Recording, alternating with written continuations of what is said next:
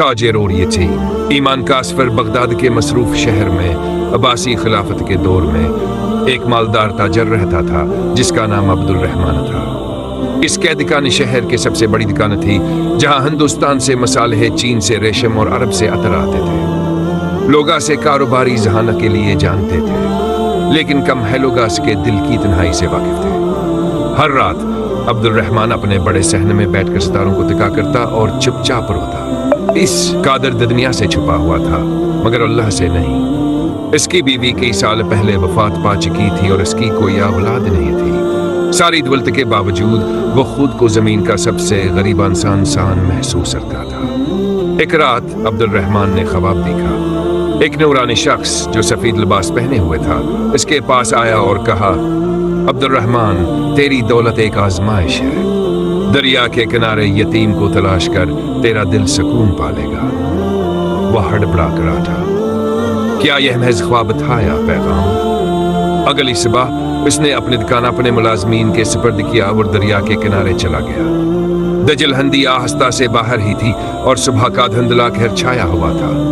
वह इधर उधर देखने लगा मगर कुछ खास नजर न आया। मायूस होकर जब वह वापस जाने लगा तभी ऐसे चट्टानों के पास हल्के सिसकियां सुनाई दे।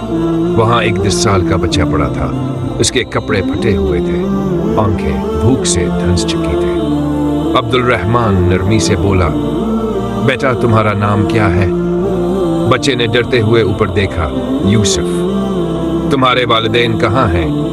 मेरे वालिद जंग में मारे गए। मेरी माँ पिछले सर्दियों में फोत हो गई। मेरा कोई नहीं है। अब्दुल रहमान का दिल टूट गया। उसने बगैर किसी झिझक के यूसुफ को गोद में उठाया और अपने घर ले आया। उसे खाना खिलाया, कपड़े पहनाए और एक अलग कमरा दिया। इसी रात अब्दुल रहमान ने बरसों बाद पहली बार सुकून की नींद सोई। उसके दिल का खिला जैसे भर गया। दिन गुजरते गए। यूसुफ ने अब्दुल रहमान को बाबा कहना शुरू कर दिया। वो ज़हीन, समझदार और कुरान की खूबसूरत तिलावत करने वाला बच्चा था। रोजाना वो दोनों साथ नमाज पढ़ते, खाते और सीरत नबवी और अम्बिया की कहानियां पढ़ते। एक दिन एक अजनबी शख्स अब्दुल रहमान की दुकान पर आया। वो कहता था कि वो किसी दूर दराज इलाके का रईस है। इसने एक शानदार सौदा पेश किया। मुझे आपके तमाम मसाले दे दें, मैं 30 दिन के अंदर 3 गुना कीमत वापस लेकर आऊंगा। मुनाफा बहुत ज्यादा था, मगर इसका मतलब था कि सारा गोदाम खाली करना पड़ेगा। अब्दुल रहमान ने मशवरा किया।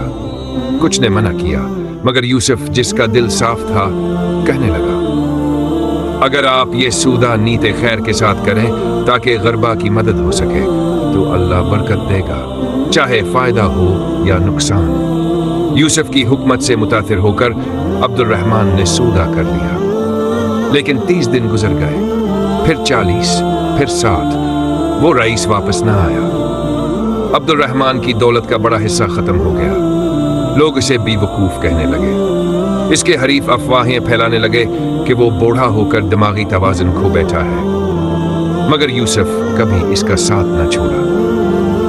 बाबा, वो एक शाम बोला, अल्लाह ही राज़िक है, वो आपको इससे बेहतर देगा जो आपने खोया है।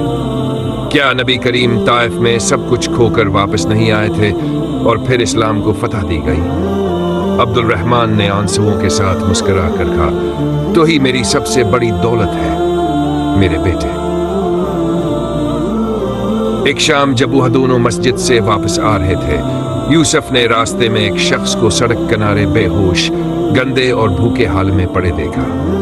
वही शख्स था जिसने इनसे सौदा करके धोखे दिया था। अब्दुल रहमान ठठक गया। इसके दिल में गुस्सा भरा। वो चाहता तो ऐसे सजा दिलवाता, गिरफ्तार करवाता या बदहा लेता। मगर यूसुफ ने नरमी से कहा, क्या अल्लाह ने मक्का वालों को माफ नहीं किया था जब उन्होंने नबी करीम को तकलीफ दी थी? अब्दुल रहमान ने एक गहरी सांस ली और इस शख्स के करीब बैठ गया। उसे अपने घर ले आया, जख्मों का इलाज करवाया और खाना दिया। जब वो शख्स होश में आया, उसने एतराफ किया, मैं झूठा था, मैंने आपसे झूठ बोला और फरार हो गया। मगर जहां भी गया नहूसत ने मेरा पीछा न छोड़ा। मेरा ज़मीर मुझे मार रहा था। मैंने अल्लाह से रहनुमाई मांगी और उसने मुझे दोबारा यहाँ पहुंचा दिया। आपने मुझे सिर्फ भूख से नहीं, जहन्नम से बचाया है। अब्दुल रहमान ने इसे मुआफ कर दिया। यूसुफ ने कहा, देखा बाबा, नबी करीम ने फरमाया, सबसे बेहतर वो है जो माफ करता है। रमजान की 27वीं रात थी। अब्दुल रहमान, यूसुफ और घर के बाकी अफराद इबादत में मशगूल थे। घर में नरमी से कुरान की तिलावत हो रही थी। इस रात यूसुफ ने सूरह ज़हया की तिलावत की। अलम यजिदक यतीमन फआवी ववजदक ज़ाल्लन फहदा। अब्दुल रहमान की आंखों से आंसू बहने लगे। इसने महसूस किया कि अल्लाह ने इसे यूसुफ के जरिए हिदायत दी है, बिल्कुल इस आयत की तरह। इस रात इसने एक सच्ची दुआ मांगी, या अल्लाह, यूसुफ को इल्म, हुक्मत और उम्मत की रहनुमाई अता फरमा, जैसे इसने मुझे राह दिखाई। साल गुज़र गए। यूसुफ एक नौजवान बन गया जिसके किरदार की मिसाल दी जाती थी। उलमा इससे सीखने आने लगे। वह बामाम यूसुफ अल बगदादी कहलाता था। अब्दुल रहमान जवाब बूढ़ा और कमजोर हो चुका था, अपने दिन इबादत और जिक्र में गुजारता था। एक सुबह जब फजर की अजान हुई, उसने मुस्कुराकर सिर सजदे में जान दे दी। यूसुफ ने इसका जनाजा पढ़ाया। इसकी आवाज मजबूत थी मगर जज्बात से लबरीज, इन अल्लाह व इना इलैहि राजिऊन। पूरा शहर जनाजे में शरीक हुआ। खलीफा ने भी ताजियत का पैगाम भेजा। दफन के बाद यूसुफ ने कब्र के पास खड़े होकर कहा, वो सिर्फ मेरे वालिद नहीं थे, वो मेरे उस्ताद भी थे।